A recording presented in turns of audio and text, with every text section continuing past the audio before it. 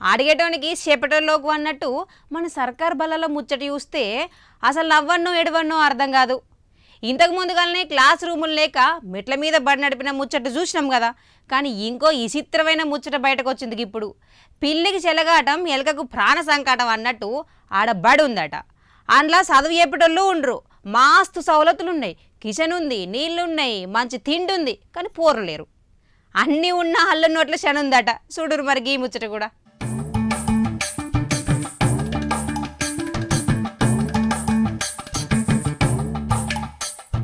పెండ్లికి ముందే బాజాలు మోయినట్టు అంతున్నా కూడా ఆ బాడి మాత్రం పోసిపోయింది.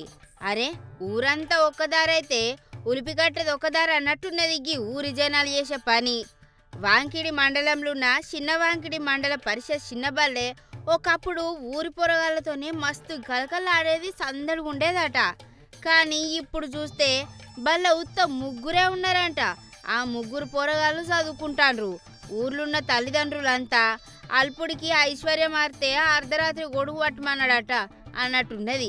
సర్కార్ బల్లే ఫ్రీగా పుస్తకాలు, బడి బట్టలు ఇచ్చి కడుపు నిండా అన్నం పెడుతున్నా సరే అప్పులు వేసి కాన్వెంట్ బల్లకు పంపబట్టే. ఇగేముంది, సర్కార్ బళ్ళు జర్రట్ల పాడుపడ్డ బంగ్లా లెక్క కాబట్టిగా.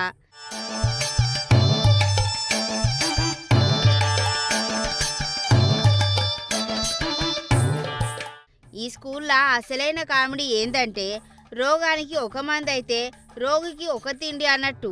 ఇక్కడ ఇద్దరు టీచర్ల పోస్టులుంటే ఒక మేడం డిప్యూటేషన్ మీద పక్క మండలానికి జంప్ అయిపోయింది.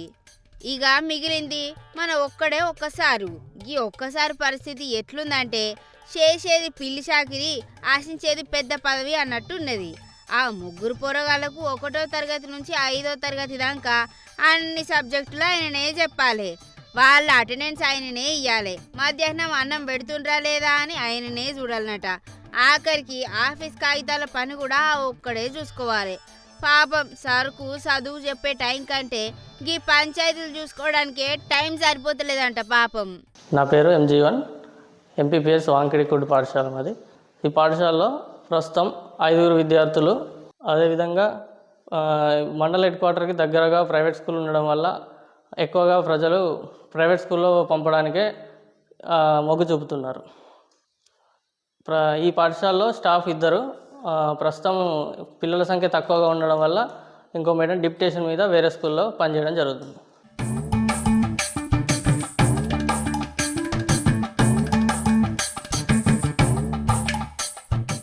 అడిగనిదే అమ్మైనా అన్నం పెట్టదు అంటారు. కానీ ఇక్కడ సర్కారు అడగకుండానే మరుగుదొడ్లు, వంటశాల, నీళ్ళ సౌలతులు అన్నీ పెట్టిండ్రు.